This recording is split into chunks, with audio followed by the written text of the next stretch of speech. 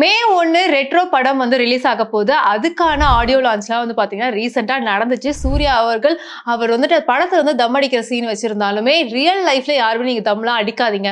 Once நீங்க சும்மா அத வந்துட்டு ட்ரை பண்ணாலுமே உங்களுக்கு அது ஒரு பழக்கவழக்கமா மாறிடும்ன்ற மாதிரியான கருத்துலாம் வந்துட்டு அந்த ஆடியோ லான்ச்ல வந்து அவர் பேசியிருந்தாரு. ஸோ நெறைய அந்த டைரக்டரா இருக்கட்டும், இசையமைப்பாளர்களா இருக்கட்டும், எல்லாருமே அவங்கவங்க பெர்ஸ்பெக்டிவ்ல நெறைய விஷயங்கள ஷேர் பண்ணியிருந்தாங்க. ஸோ இந்த மாதிரி வந்துட்டு நம்ம ஊர்ல வந்துட்டு ஆடியோ லான்ச் வச்சிருந்தாலுமே, இந்த கர்நாடகா, கேரளா, ஆந்திரா இங்கெல்லாம் போய் அவர் என்ன பண்றாருன்னா, அங்கேயும் வந்துட்டு ப்ரமோஷன்ஸ ஸ்டார்ட் பண்ணிட்டாங்க. ஸோ அங்க போய் இங்க என்னன்னா மத்த படங்களோட அப்டேட்ஸ் வந்து இங்க குடுக்கலனாலுமே, கேரளா, ஆந்திரா அங்க போகும்போது வந்து பார்த்தீங்கன்னா, மத்த படத்தோட அப்டேட்ஸ்லாம் குடுத்துருக்காங்க. இங்க என்ன பேச்சுவார்த்தை இருக்குன்னா, "என்னப்பா இன்னும் பிரஸ் மீட் குடுக்கவே இல்லையே?" அப்படின்னு சொல்லி ஒரு பேச்சுவார்த்தை இருக்கு. ஆனா அதே டைம்ல வந்துட்டு இவர் இந்த அப்டேட்ஸ்லாம் வந்துட்டு கேரளால குடுக்குறாரு, ஆந்திரால குடுக்குறாரு. ஏன் நம்ம ஊர்ல குடுக்க மாட்டேங்கிறாருன்ற கொஸ்டின் மார்க்கும் வந்துட்டு எல்லாரும் கேட்டுக்கிட்டு இருக்காங்க. இப்போ என்ன போயிட்டு இருக்கு அப்படின்னு பார்த்தீங்கன்னா, தொடர்ந்து சூர்யாவுடைய படமான தொடர்ந்து வந்துகிட்டே இருக்கு. ரெட்ரோ படத்துக்கு அப்புறம் பார்த்தீங்கன்னா, ஆர்ஜே பாலாஜி அவர் கூட சேர்ந்து ஒரு படம் பண்றாங்க. அப்புறமா வந்து வெங்கி அட்லூரி அவர் கூட சேர்ந்து ஒரு படம் பண்றாங்க. ஸோ வெங்கி அட்லூரி அவங்க படத்துல வந்து பார்த்தீங்கன்னா, மியூசிக்லாம் வந்துட்டு படம் ஸ்டார்ட் பண்றதுக்கு முன்னாடி முடிச்சிடணும்னு சொல்லிட்டு அதுக்கான ஒரு ப்ராசஸ்லாம் இருந்தாங்க அப்படின்றது ஆல்ரெடி ப்ரீவியஸா இருந்த ஒரு வீடியோலயே நான் உங்களுக்கு சொல்லியிருந்தேன். ஸோ இப்போ என்னன்னா படப்பிடிப்பே ஸ்டார்ட் பண்ணிட்டாங்க. ஸோ இந்த 2 படமும் ஒரே டைம்ல ஓடிக்கிட்டு இருக்கிறதுனால சூர்யா அவர்கள் என்ன பண்றாங்கன்னா, கொஞ்ச நாள் வந்துட்டு ஆர்ஜே பாலாஜி அவருடைய படத்திலையும், கொஞ்ச நாள் வந்துட்டு வெங்கி அட்லூரி அவருடைய படத்திலையும் வந்துட்டு மாறி மாறி வந்து நடிச்சுக்கிட்டு இருக்காரு. ஸோ இந்த நேரத்துல தான் வந்து பாத்தீங்கன்னா சூர்யா அவருடைய வாடி வாசல் படம் வெற்றிமாறன் அவர்கள் இயக்குறாங்க. ஸோ இந்த படத்துக்கு என்னடா ஆச்சு, என்ன ஒரு அப்டேட்டுமே வரலையே, ஏன்னா வந்து படம் வந்துட்டு இப்ப ஸ்டார்ட் ஆயிடும் அப்ப ஸ்டார்ட் ஆயிடும், ஏன் அபிஷியலா கூட வந்துட்டு ஸ்டார்ட் ஆயிடும் சொல்லி அனௌன்ஸ்லாம் பண்ணி இன்னுமா ஸ்டார்ட் ஆகாம இருக்கிறதுக்கான காரணம் என்னன்னா, சூர்யா அவர்கள் வந்துட்டு அவரோட தரப்புல இருந்து வந்து சொல்லியிருக்காங்க வெற்றிமாறன் அவர்கிட்ட, நீங்க வந்துட்டு கதையை முழுசா பண்லா முடிச்சு என்கிட்ட கொடுத்துருங்க, நம்ம அதுக்கப்புறம் கால் ஷீட் இவ்வளவு நாளுக்குள்ள இவ்வளவு நாள் முடிச்சிடலாம் அப்படின்ற மாதிரியான கால் ஷீட்டை கொடுத்துடுறேன். ஏன்னா நீங்க அந்த கதையை முழுசா கொடுக்காம என்னால வந்து கமிட்மெண்ட் கொடுக்க முடியாது. ஏன்னா சூர்யா வந்துட்டு எங்க வெற்றிமாறன் அவர்கள் ரொம்ப நாட்களை எடுத்துட்டு போயிடுவாரோ, அந்த படத்தை இழுத்துக்கிட்டு போயிடுமோ அப்படின்ற ஒரு காரணத்துக்காக பயப்படுறாரா என்னன்னு தெரியல. சோ முன்னாடியே நீங்க கதையை கொடுத்துருங்க, ஆனா வந்துட்டு நான் அதுக்கான கால் ஷீட் கொடுத்துறேன். ஆனா உண்மையாவே வந்துட்டு இவங்க 2 பேரும் படம் பண்றது வந்து கன்ஃபார்ம் தான் இருக்கு. பட் கொஞ்சம் லைட்டா டிலே ஆகுறது மட்டும் போய்கிட்டு இருக்கு இப்போ. சோ இங்க இந்த மாதிரியான ஒரு இஷ்யூ போயிட்டு இருக்கிற இடத்துல யூடியூப்ல வந்து பாத்தீங்கன்னா ஒரு சேனல்ல ஒரு திரையரங்க ஓனர்ஸ் எல்லாருமே சேர்ந்து கலந்தாய்ந்து உட்கார்ந்து பேசியிருக்காங்க. அப்படி பேசும்போது என்ன ஆயிருக்கு அப்படின்னா, ஒரு பேச்சு வாக்குல வந்துட்டு ஒரு கலாய்க்கிற மாதிரி ஒரு கலாய்ச்சி ஒருத்தர் வந்து பயங்கரமா வாங்கிக்கிட்டாருன்னே சொல்லலாம். அது யாருன்னு பாத்தீங்கன்னா உட்லண்ட் தியேட்டர் ஓனர். அவர் வந்து பாத்தீங்கன்னா வெங்கடேஷ் அவர் பேரு. சோ உட்லண்ட் தியேட்டர் ஓனர் வந்து என்ன பண்றாரு பாத்தீங்கன்னா, அந்த பேசிட்டு இருக்கும்போது வந்துட்டு இந்த கங்குவா படத்துக்கு வந்துட்டு பாஸ் வாங்கினா அந்த பாஸை பத்திரமா வச்சுக்கோங்க, அதோட வெற்றி விழா அப்போ நம்ம வந்துட்டு இந்த பாஸ் யூஸ் ஆகும்னு சொல்லியிருந்தாங்க, இன்னும் நான் அந்த பாஸை வச்சுட்டு இருக்கேன், எப்போ வெற்றி விழா கொடுப்பாங்க அப்படின்ற மாதிரி நக்கலா அவர் வந்து பேசியிருப்பாரு. அப்படி பேசின உடனே பாத்தீங்கன்னா ஞானவேல் ராஜா அவருக்கு வந்து பயங்கர கோவம் வந்துருச்சு. சோ இனிமே வந்துட்டு இவருக்கு இந்த படம் அந்த ரெட்ரோ படமா இருக்கட்டும் இல்ல whatever என்ன படமா இருந்தாலும் நம்ம சைடுல இருந்து இவருக்கு அந்த படமே போக கூடாது அப்படின்ற மாதிரி தடை பண்ணிட்டாங்க. அதுல வந்து பாத்தீங்கன்னா வெங்கடேஷ் அவர்கள் பயங்கரமா ஷாக் ஆயிட்டாங்க. ஏன்னா இதுக்கு முன்னாடி இதே மாதிரி இந்த ரெட் ஜெயிண்ட் இவங்களும் வந்துட்டு பாத்தீங்கன்னா படங்களை கொடுக்கறத வந்து தவிர்த்துட்டாங்க. ஏன்னா ஆல்ரெடி இவர் இதே மாதிரி வந்துட்டு கலாய்ச்சதுனால அவங்களும் படங்களை கொடுக்கறத தவிர்த்துட்டாங்க. சோ இந்த மாதிரி 2 தரப்புல இருந்தும் அவருக்கு படங்கள் வர்றது நின்ன உடனே அவர் பயங்கரமா ஷாக் ஆயிட்டாருன்னே சொல்லலாம். இன்னும் வட்டாரத்துல எல்லாம் பேசியிருக்காங்கன்னா, இவர் ரொம்பவே எல்லாமே ஓப்பனா பேசுவாரு.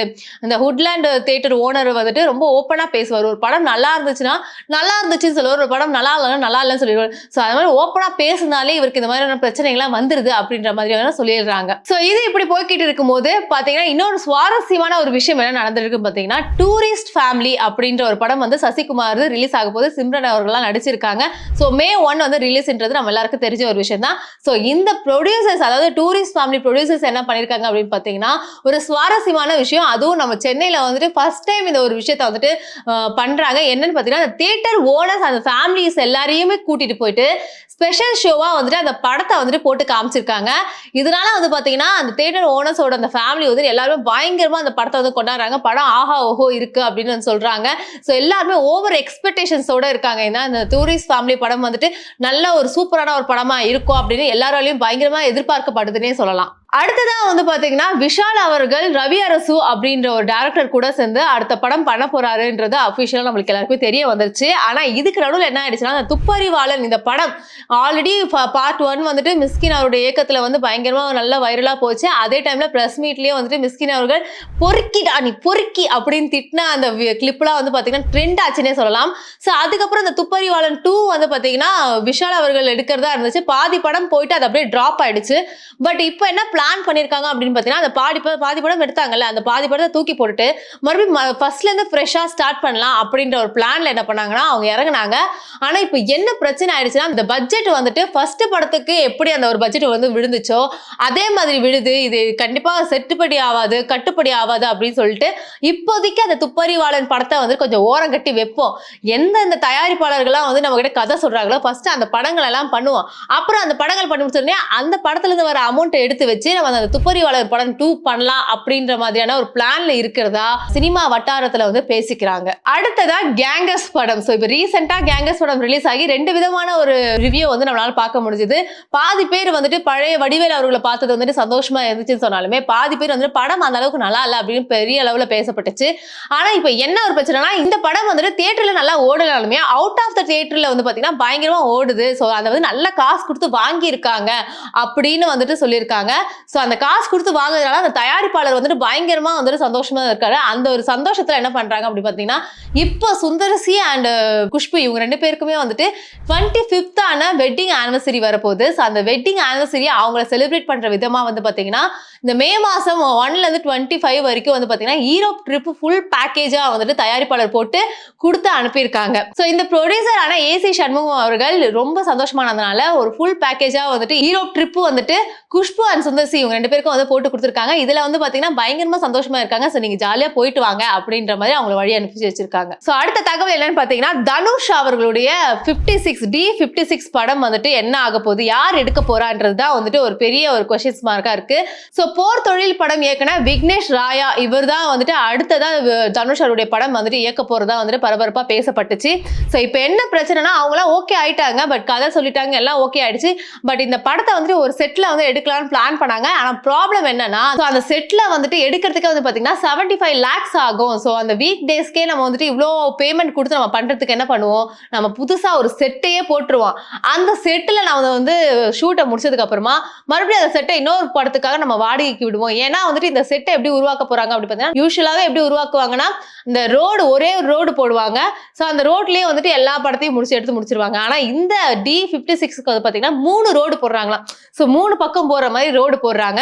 ஸோ அந்த ரோடு வந்து பாத்தீங்கன்னா ரொம்ப பிரம்மாண்டமா ரொம்ப நேச்சுரலா இருக்கணும், பார்த்தா செட்டு மாதிரியே இருக்கக்கூடாது, ஒரிஜினலாவே ஏதோ ரோட்ல போய் எடுத்திருக்காங்கப்பா அப்படின்னு சொல்ற மாதிரி இருக்கணும்ன்றதுக்காகவே வந்து பாத்தீங்கன்னா ரொம்ப மும்மரமா வந்துட்டு அந்த நேச்சுரலா இருக்கணும்ன்றதுக்காக செட்டை வந்து பிரம்மாண்டமா ரெடி பண்ணிக்கிட்டு இருக்காங்க. ஸோ அதுக்கு வந்து பாத்தீங்கன்னா EVP ரொம்ப ஒரு 15 ஏக்கர் நிலத்துக்கு வந்து பாத்தீங்கன்னா செட்டை அவங்க வந்து அமைச்சுக்கிட்டு இருக்காங்க. ஸோ அதனால D56 இந்த படத்தோட கதையை விட அந்த படத்துல இருக்க அந்த விஷுவல்ஸ் வந்துட்டு நம்ம ரொம்பவே மயக்கும் அப்படின்னு நம்ம சொல்லலாம். ஸோ நம்ம வெயிட் பண்ணி பார்ப்போம் ஸோ D56 வந்துட்டு எப்படி வருது அப்படின்னு. ஸோ அடுத்ததான் வந்து பாத்தீங்கன்னா டிமாண்டி காலனி 3 வரப்போகுது. ஸோ டிமாண்டி காலனி 1 வந்துட்டு ஆஹா ஓஹோ சூப்பர் டூப்பர் ஹிட்னே சொல்லலாம். ஸோ டிமாண்டி காலனி 2 வந்துச்சு. அதுலயும் வந்து 2 விதமான ஒரு விமர்சனத்தை நம்மளால பார்க்க முடிஞ்சது. பாதி பேர் படம் நல்லா இருக்குன்னு சொன்னாங்க, பாதி பேர் வந்துட்டு படம் வந்துட்டு ஃபர்ஸ்ட் பார்ட் மாதிரி இல்ல, ஓரளவுக்கு தான் இருக்கு அப்படின்னு சொல்ற மாதிரி 2 விமர்சனம் வந்துச்சு. இப்போ வந்துட்டு டிமாண்டி காலனி 3 வரப்போகுது. ஆனா அருண்நிதி என்ன பிளான் பண்ணிருக்காங்க அப்படி பாத்தீங்கன்னா டிமாண்டி காலனி 3 இந்த படம் பிடிப்புலாம் முடிஞ்சதுக்கு அப்புறமா அடுத்த படமா மை டியர் சிஸ்டர் என்ற படத்துல வந்துட்டு அவர் நடிக்கிறாரு. சோ அந்த படம் வந்துட்டு மை டியர் சிஸ்டர் அப்படின்னு பேர் இருக்கும் போதே பாத்தீங்கன்னா இது வந்துட்டு அண்ணன் தங்கச்சி பாசத்தோட இருக்கிற ஒரு கதையா இருக்கும் அப்படின்னு நினைச்சீங்கன்னா இல்ல, அதுதான் இல்ல. இந்த படத்துல முழுக்க வந்து பாத்தீங்கன்னா இந்த கோவில சுத்தினே இருக்க அந்த கல்ச்சரு, அந்த கோவிலுக்குள்ள என்ன மாதிரியான கல்ச்சர்லாம் இருக்கும் அப்படின்ற மாதிரியான பேஸ் பண்ண படம் தான் வந்துட்டு மை டியர் சிஸ்டர் இருக்கும் அப்படின்னு அவங்க அந்த படக்குழு தரப்புல இருந்து சொல்லப்பட்டிருக்கு. அது மட்டும் இல்லாம இந்த படம் வந்துட்டு பேஷன் ஸ்டுடியோ அவங்க வந்துட்டு ப்ரொடியூஸ் பண்றாங்க. சோ பெரிய பட்ஜெட்ல வந்துட்டு இந்த படம் எடுக்கிறாங்க. சோ இந்த படம் வந்து நல்ல ஒரு பிரம்மாண்டமா இருக்கும் அப்படின்னு எதிர்பார்க்கப்படுது. சோ அடுத்ததா வந்து பாத்தீங்கன்னா விஷ்ணு விஷால் அவர்கள் ராட்சசன் 2 அப்படின்ற ஒரு படத்துல வந்து நடிக்கிறாரு. ராட்சசன் 1 வந்துட்டு எந்த அளவுக்கு ஹிட் ஆச்சு அப்படின்றது நம்ம எல்லாருக்குமே தெரியும். சோ அந்த படத்தை பார்த்துட்டு வந்து பயந்தவங்க பயங்கரமா இருக்காங்க.